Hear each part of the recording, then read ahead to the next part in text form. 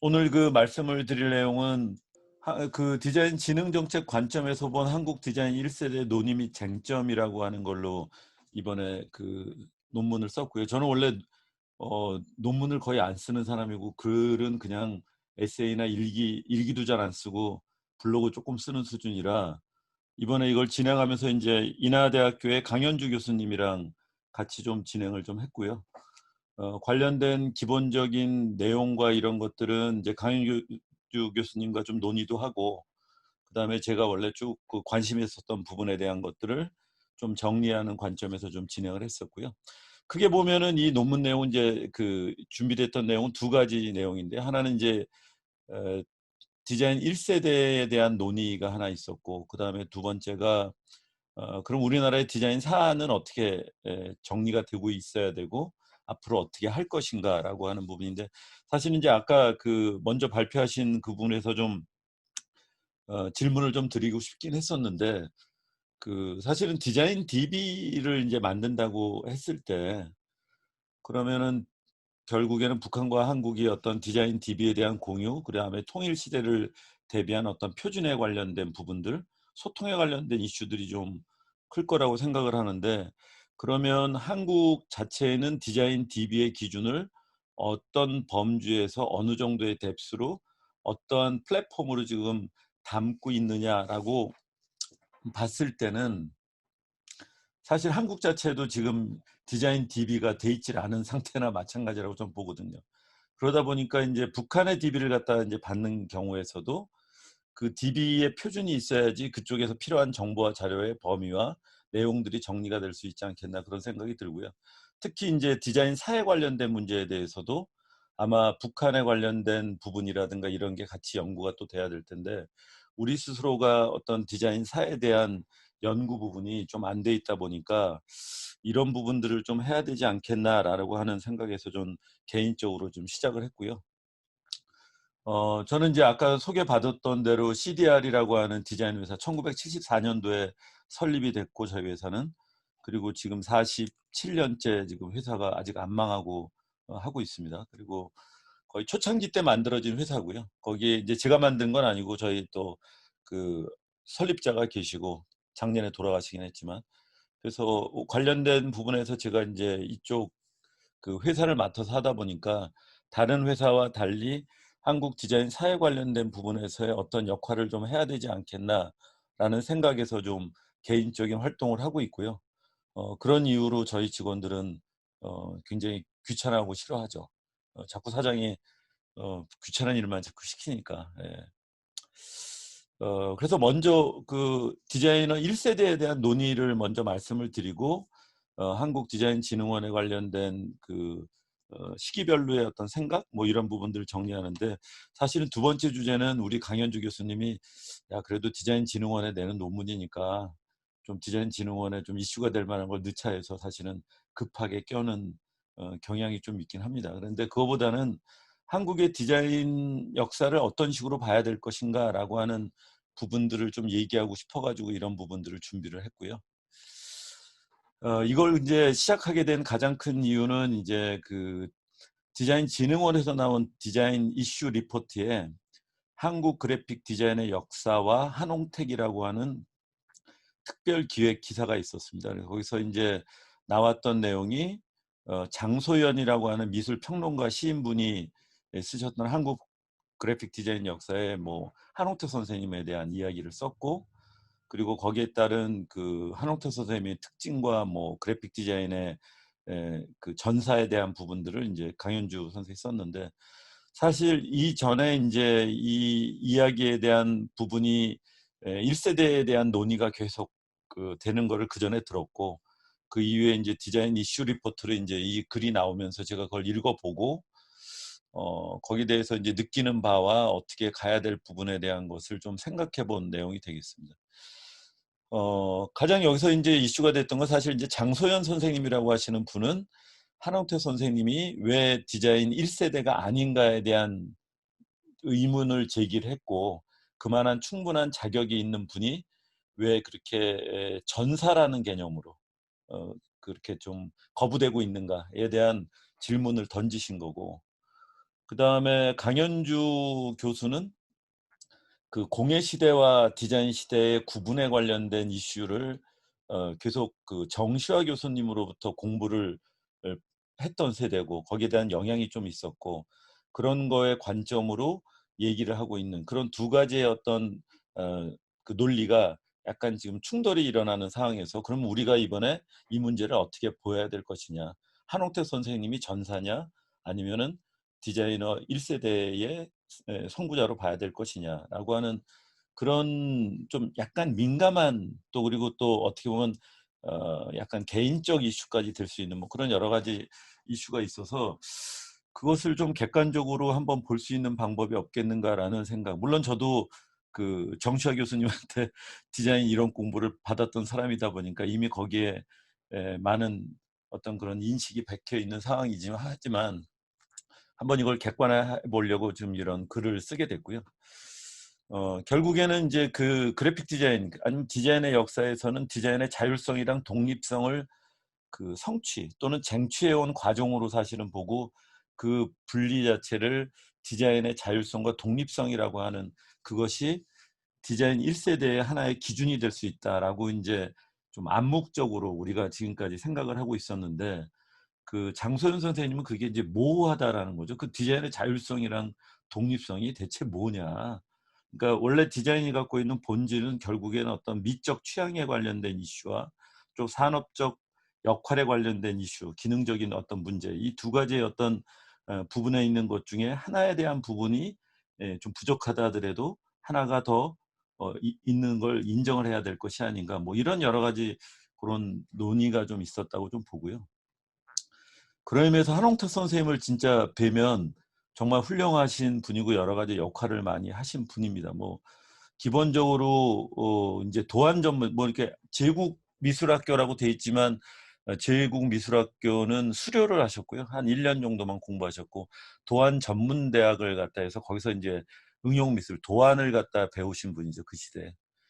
근데 인제 지금 논의가 많이 되는 거는 일반 디자인 산업 디자인이나 제품 쪽으로 가게 되면 확실히 구분이 되지만 이분이 이제 그래픽 디자인이다 보니까 대부분의 유럽의 역사에서도 화가와 디자이너의 중간 지점에 있었던 사람들 또는 화가가 디자이너의 역할을 하고 커뮤니케이터의 역할을 했던 그런 부분들에 딱 해당되시는 분이 한홍택 선생님이시다 보니까 이것을 어떤 관점에서 바라보느냐에 따른 어떤 논의가 좀 많이 있었고요.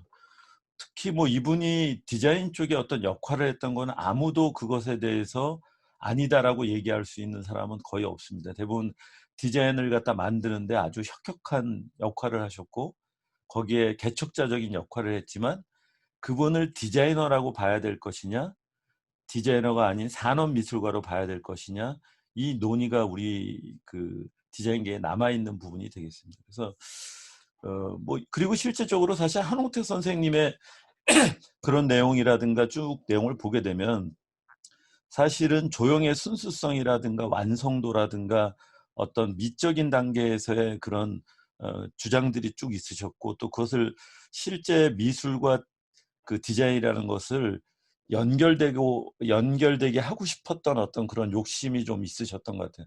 미술의 한 분파로서 디자인이라고 하는 새로운 양식을 만들어야 된다라는 생각이 좀 많이 지배적이었던 걸로 좀 보여지고요.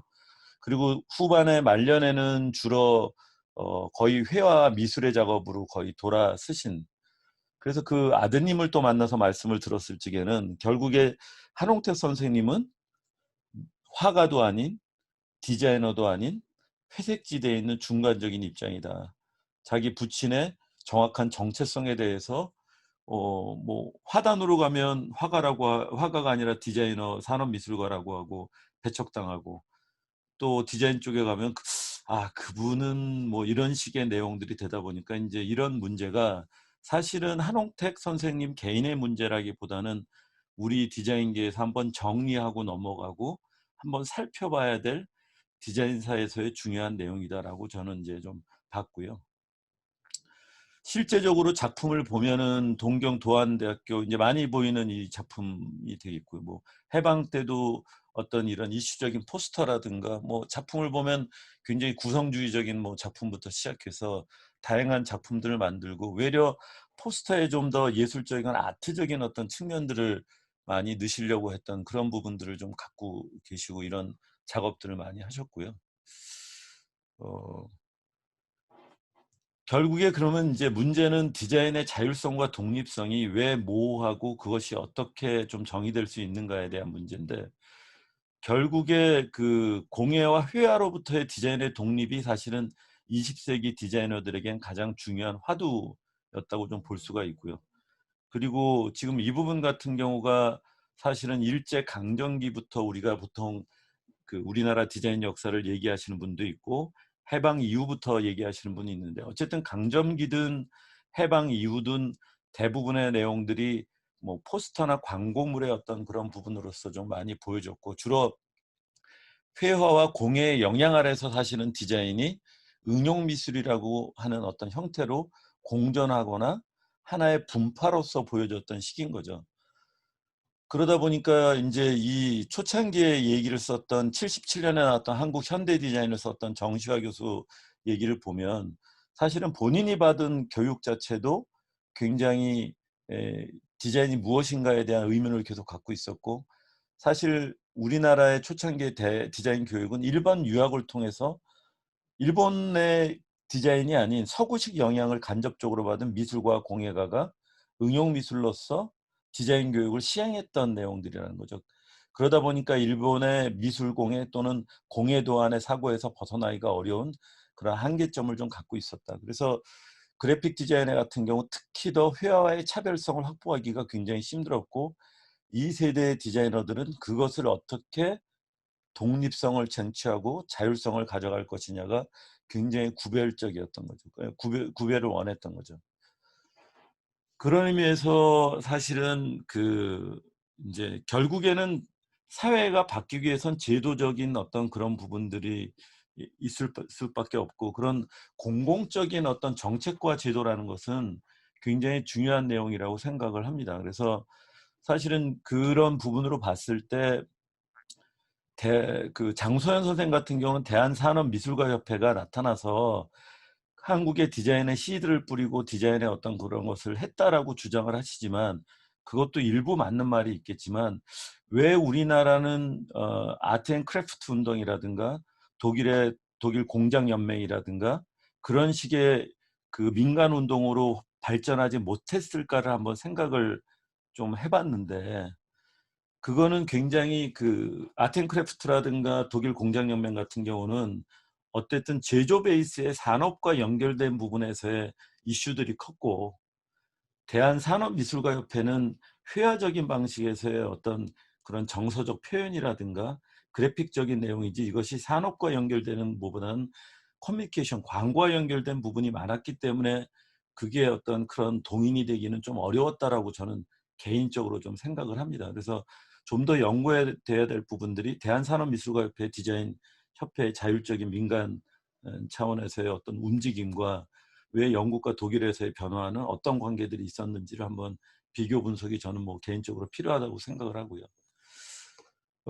그래서 저는 그냥 보게 됐을 때 공공 차원의 정책과 제도가 결국엔 국가적 사회적인 큰 동인이 될 수밖에 없다. 그런 의미에서 40년도에 서울대학교의 그 도안과가 개설된 부분에 교육제도 도입, 거기에 이대, 홍대 연이어서 계속 만들어진 교육제도의 부분과 결국에 상공미전이나 디자인 등록제 실시, 그걸 통해서 디자인의 인적 자원이 만들어지는 경우들, 그리고 한국디자인진흥원의 설립, 진흥기관의 출범, 이것이 결국에는 우리나라 현대적 디자인의 어떤 출발점이라고 보는 것이 더 합리적이지 않겠느냐라는 생각을 좀 하게 됐고요.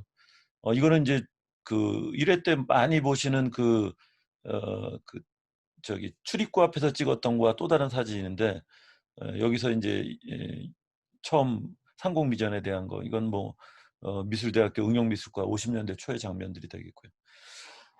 그래서 1세대 디자이너라는 것이 이게 뭐 단순한 어떤 개인적인 성취, 뭐 그리고 명예적인 문제 이런 거가 이제 더 이상 돼서는 안 될 것 같다는 생각을 하고요. 사실 1세대 디자인은 이제는 뭐 1세대라는 개념보다는 원로 디자이너, 그냥 자기보다 하여튼 나이가 많으면 다 1세대 디자이너라고 얘기를 하는 그런 경향도 좀 있고.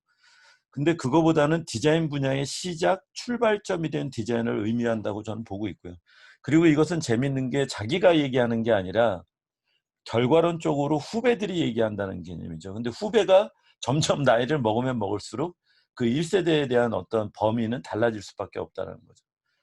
그리고 또 하나 중요한 점은 이것은 결국에 그 집단의 정체성을 확립해가는 과정에서 정체성의 원형이나 근원이 되는 디자이너를 한테 1세대 디자이너를 붙인다라고 좀 볼 수가 있는 거죠. 근데 이제 이 1세대 디자이너라고 하는 부분들이 이게 관점에 따라서는 대학교별로 학벌의 문제가 되거나 내가 1세대가 돼야지 2세대, 3세대에서 줄을 세우는 어떤 이런 안 좋은 관행적인 어떤 요소 때문에 좀 문제가 될 뿐이지 1세대라고 하는 부분들은 디자인 분야의 시작, 출발, 원형 이런 부분에서의 우리의 생각들을 정리할 수 있는 하나의 키워드는 될 수 있다라고 저는 생각을 합니다.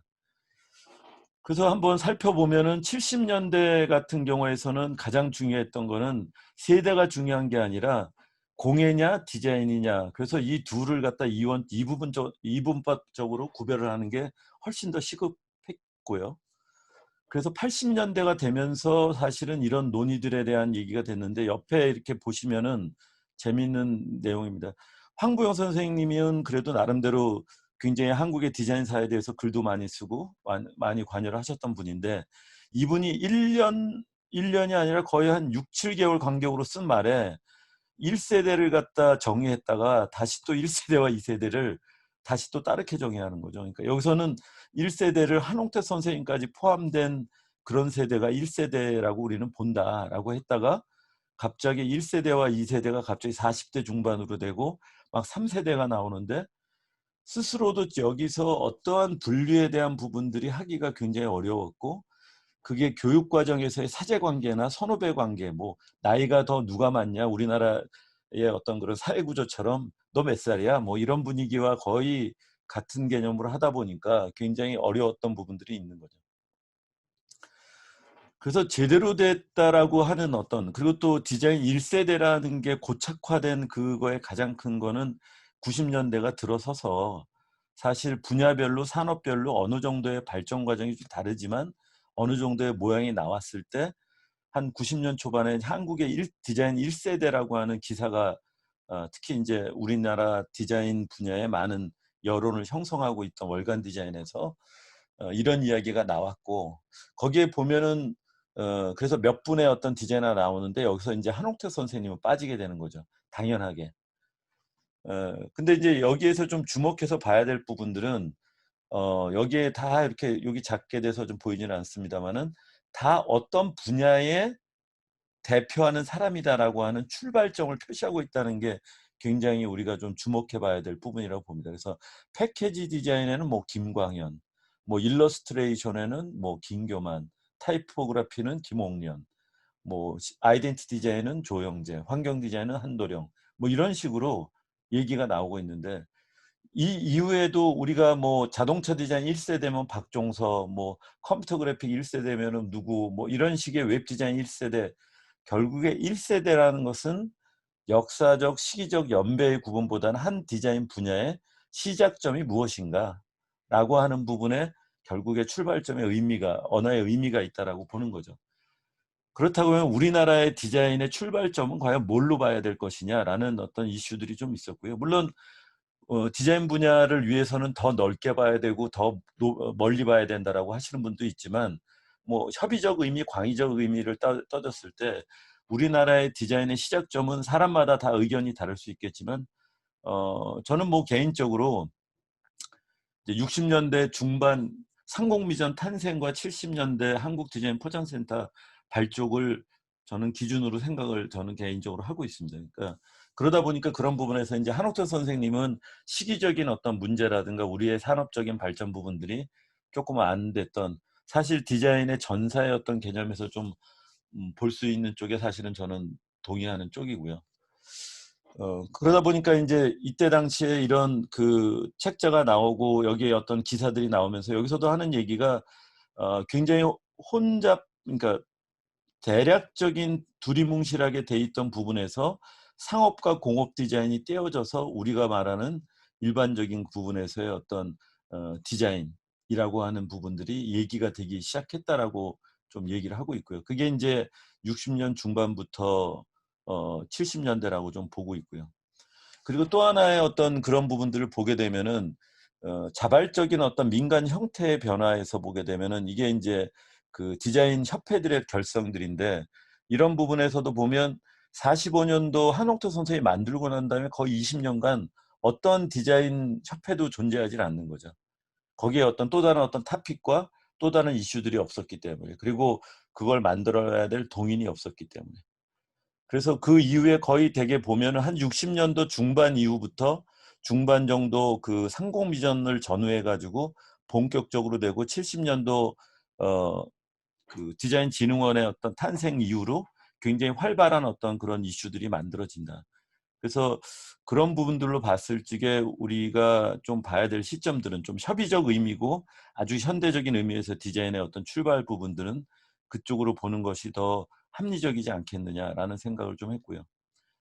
그리고 인제 또 다른 측면은 인적 자원의 변화라고 저는 보는데, 이게 인제 상공비전 66 년에 인제 참여했던 분들의 내용들을 쭉 보다 보니까, 이때 공예 세대, 아까 70 년대 주로 고민했던 공예 세대와 디자인 세대가 같이 만났던, 그리고 여기서 분기점이 됐던 부분이 66 년도 상공비전 그 출범이다라고 보는 거죠. 여기 딱 보면은 디자인 세대와 공예 세대가 명확히 되시는 분들이 구별이 되는데, 여기에서의 문제가 뭐냐면은 대부분의 공예 세대는 공예가 출신, 화가 출신, 산업미술가라고 하는 정체성이 너무 다양하거나 명확치 않았던 부분들. 한옥터 선생님 같은 경우 굉장히 디자인 쪽에 훨씬 더 가까웠던 분이고, 디자인 세대라고 하면은 서울대학교 의미과 출신에서의 어떤 인원들이 있는데, 이들은 한 학교에서 배우다 보니까 동질성이 다른 쪽에 비해서 너무 컸던 거죠. 그리고 이게 또 사실은 우리나라 디자인의 하나의 어떤 도움도 됐지만, 하나의 또 극복해야 될 요소로서 서울대라고 하는 하나의 그 집단이 또 문제가 됐던 거이기도 하고. 근데 이때 당시가 먼저 교육이 시작됐던 서울대 출신의 사람들과, 그들을 교육했던 일본에서 교육을 받았던, 그리고 그전에 어떤 전통 공예를 했던 분들 간의 어떤 그런 대립과 대비들이 상공비전을 통해서 일어났던 거죠. 뭐 나중에 이 스토리를 보면은 심사위원 선정 과정에서도 굉장히 사람들끼리 악의가 좀 있었고, 그런 문제들이 많이 있었던 그런 내용들이 좀 있었고요.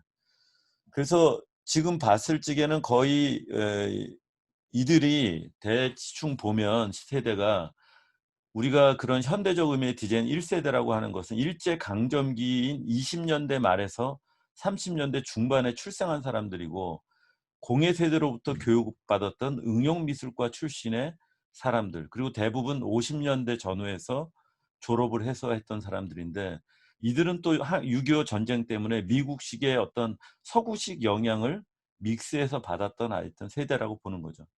그래서 이들 자체가 60 년대 공여화의 동고기를 거쳐서 70 년대가 박정희 정권을 통해서 산업화가 되기 때문에, 이 산업화의 하나의 같은 도구 또는 동반자로서 국가적 디자인 수요를 맞추면서 '한국의 디자인이다.'라고 하는 개념을 만들어냈던, 주도했던 세대가 되는 거죠. 근데 이들이 그렇게 하다 보니까 상공비전에서 심사라든가 이런 문제에서의 어떤 문제를 갖다 발생시키기도 하고, 여러 가지 어떤 그 약간의 적폐 같은 요소까지도 가는 그런 경우가 됐죠. 근데 그 시대의 어떤 내용으로 봤을 적에는 그만한 시대적 상황과 내용들이 있었다라고 저는 좀 보고 있고요. 결국에 뭐 그런 내용들로 우리가 봤을 때, 그러면은 '이 내용들이 아직까지도 유효하냐?'라고 봤을 때는 그거는 인제 좀 다른 문제라고 생각을 합니다. 지금 아까 얘기했던 그런 부분들과, 지금 20 세기라고 하는 것은 우리가 생각해 보면 굉장히 산업 중심적인 어떤 그런 사고들을 했던 세대고, 디자인 자체도 목적 중심의 결과론적 디자인을 요구했던 시대였는데, 지금 21 세기라고 하는 것은 문화 중심적으로 지금 가고 있는 거고, 사실 과정 중심의 문제 해결자로서의 디자인이 역할을 하고 있는 걸로 봤을 때는, 우리가 지금까지 구별했던 산업을 기준으로 했던 1세대 디자이너의 출발점이 과연 옳은 것인가라고 하는 질문을 안 할 수는 없다라는 거죠. 결국에 디자인 분야의 시작, 우리가 출발점이라고 얘기하고 디자인 분야의 정체성을 얘기할 때 20세기까지, 21세기 초까지만 해도 충분히 그것이 한홍택 선생은 분명히 그 전사의 어떤 개념이 될 수 있었지만, 지금 이런 개념으로 봤을 때는 다시 그 부분을 어떻게 볼 수 있을 것인가. 그리고 또 이제 결과론적이라는 어떤 부분으로 말씀을 드렸을 때, 지금 21세기의 결과로 봤을 때 세대의 관점에서는 과연 1세대, 지금 우리 디자인의 출발점을 아까 말씀드렸던 상공비전과 디자인진흥원의 내용으로만 봐야 될 것인가 라고 하는 부분들은 좀 이제 논의를 좀 해야 될 거라 생각을 합니다. 뭐 저도 사실 앞서 있었던 그런 부분을 배웠던 세대지만 지금 이런 고민들을 우리가 해야 될 거라고 보고 있고요. 그런 관점에서 디자인진흥원이라고 하는 부분들, 결국에 진흥정책과 산업이라고 하는 부분들을 보게 되는 어떤 그런 역사적 관점인데, 근데 아쉽게도 우리나라는 이제 디자인사에 대한 구분들이 그렇게 활발하게 돼 있지도 않고 그것을 정의하기도 어렵고, 뭐 역사가 짧다 뭐 이런 이야기도 하시기도 하고.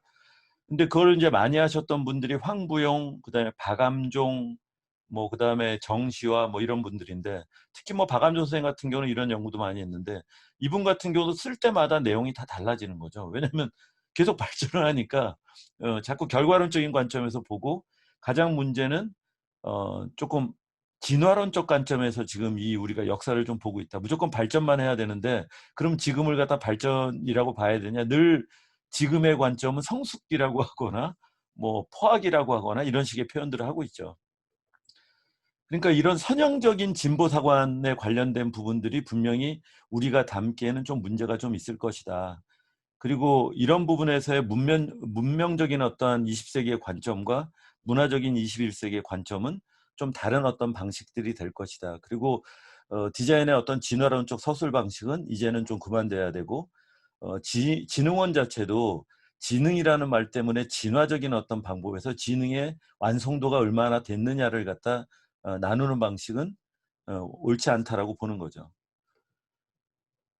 그래서 뭐 여러 내용들을 다 보더라도 결국에 다 얘기 나오는 부분들은 일제 강점기 때부터 볼 거냐 아니면은 해방기부터 볼 거냐인데, 뭐 한국 디자인이라고 얘기했을 때는 한국이라고 하는 부분이 명칭이 생긴 45년 해방부터 그냥 보는 것이 좀 합리적일 것이다라고 보고, 뭐 이런 앞서에서에 있었던 디자인진흥원의 전사를 한번 살펴보고, 사실 그 이번에 50주년을 맞아가지고 디자인진흥원에서 이런 표들을 쭉 만들었어요. 근데 이제 만들어가지고 연도를 했는데 본인들이 어떠한 역할들을 했고 이런 것들을 갖다 쭉 나열하긴 했지만, 시기적으로 어떠한 개념들을 갖다 좀 더 갖는 것에 대해서 설명들을 또 하고 있긴 하지만, 제가 봤을 적에 결국에 디자인진흥원이라는 것은 국가 발전과 국가의 영향력 안에 있는 기관이라고 하는 기본적인 아이덴티티, 정체성을 갖다 벗어나긴 어렵다는 거죠.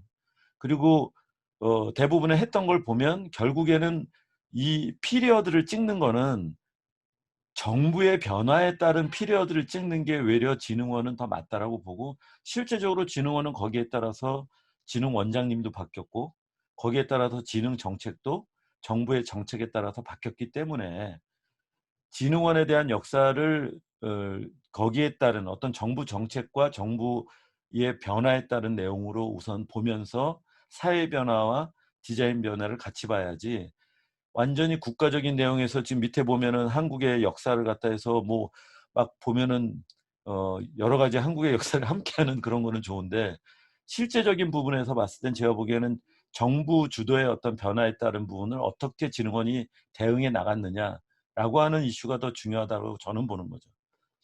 그래서 저는 봤을 때 80년까지 3공화국, 4공화국에서의 어떤 내용들은 정부 주도로 제도를 정비했다고 보면, 그 다음은 이제 5, 6공화국을 통해서 좀 디자인 산업의 활성화하기를 갖다 가져갔다고 좀 보는 거고, 그리고 그 이후에서 문민, 국민정부, 참여정부 이후에서의 어떤 내용들은 또 그분만한 맥이 존재를 하거든요. 거기에 따라서 내용들을 보면 생태계 조성이랑 세계화들이 어떤 대부분의 이슈들이 좀 있었다라고 저는 보는 거고, 거기에 따라 지금 현재는 여러 가지 K 디자인의 확산이라든가 인프라 구축으로 변하고 있는 것이 아니냐. 그래서 오히려 정부에서의 어떤 정책 방향의 기조에 따라서 우리가 어떻게 디자인적인 부분을 해나가는가라고 하는 부분들이고, 그리고 이것을 이제 마지막으로 말씀을 드리면, 결국에 그 디자인진흥원이라는 것은 20세기는 아까 산업적인 어떤 부분에서 정책의 수행자의 개념이었다면, 21세기는 정책의 제안자로서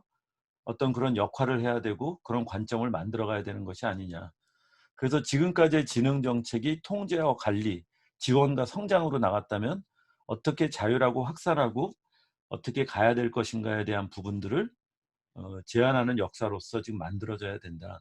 그런 관점으로 봐야 된다라는 걸로 좀 그 디자인사에 대한 뭐 짤막한, 그래서 이걸 통해서 이제 더 논쟁이 좀 불을 붙겠죠. 뭐 아니라고 하시는 분도 있고.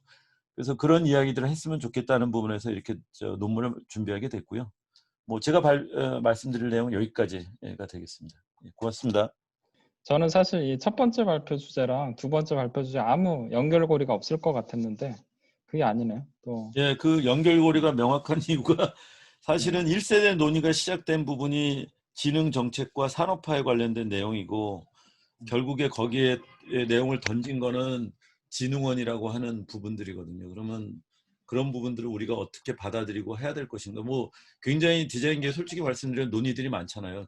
디자인 진흥원의 존재에 대한 부분에 대해서의 의문부터 시작해서 과연 어디까지 우리가 디자인의 분야를 확대 해석하고 어디까지 볼 것이냐. 지금 뭐 여러 가지 분야들이 늘어나고 있고, 뭐 경험 디자인, 서비스 디자인, 이게 그러면 우리 분야에 해당되는 것이 맞느냐 틀리냐, 뭐 여러 가지 논의들이 있는데, 그거는 제가 보기에는 그 시대마다의 관점이라고 생각을 하는데, 그러면 그 관점들이 다른 관점으로 어, 넘어갈 때 우리들은 어떻게 생각하고 또 하느냐. 그리고 사실은 그 넘어가는 시점이 칼처럼 잘라져 있지 않다는 데 또 그게 문제가 있는 거죠. 사실은 한옥트 선생님 같은 경우에 지금 알려진 게 그 다 그런 작품처럼 알려져 있지, 실제적으로 제가 보다 보면 뭐 청자 담배 패키지라거나 무슨 레코드 자켓 디자인을 실제적으로 하거나, 또는 뭐 그 오비 맥주 레이블을 갖다 그 전에 조 선생님 전에 작업을 하거나, 이런 작업들이 있는데, 그런 작업들에 대한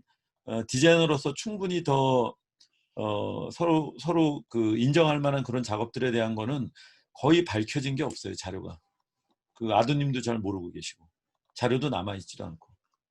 그래서 사실은 뭐 이제 아까 북한 디자인도 제가 보기엔 저도 들어보니까 굉장히 좀 중요하고 앞으로 준비를 해야 될 것 같은데, 너무 많은 한계점이 좀 우리한테는 지금 있는 것 같아요. 근데 그 지금 그런 한계만큼이나 지금 우리나라 디자인 역사도 지금 돌아가시고 계시거나, 그 다음에 지금 자료들이 안 남아 있거나, 아니면 잘못된다는 자료가 지금 막 공유되고 있거나, 굉장히 정립이 안 돼 있거든요. 그리고 그게 그 전에 있었던 어떤 그 파벌 간의 어떤 문제들까지 포함이 돼서 굉장히 올바르지 않은 어떤 디자인사가 정립이 아니죠. 그게 흩어져 있는 상황이라, 이런 올바른 객관적이고 바른 정립이 좀 우리에게 필요하다. 그리고 이제 2027년에 디자인 박물관이 만들어질 때 과연 우리는 거기다가 무엇을 채워 넣을 수 있을까? 정말 채워 넣을 거리가 사실은 없는 거죠. 그런 부분에서 디자이너들은 어떤 역할을 하고 있는가라고 하는 부분들이 좀 아쉬운 내용이 되고 있고요. 뭐 그렇습니다. 예, 그래서 아까 저기 우리 제일 중요한 얘기는 좀 블로그 좀 팔로우도 좀 해주시고. 네.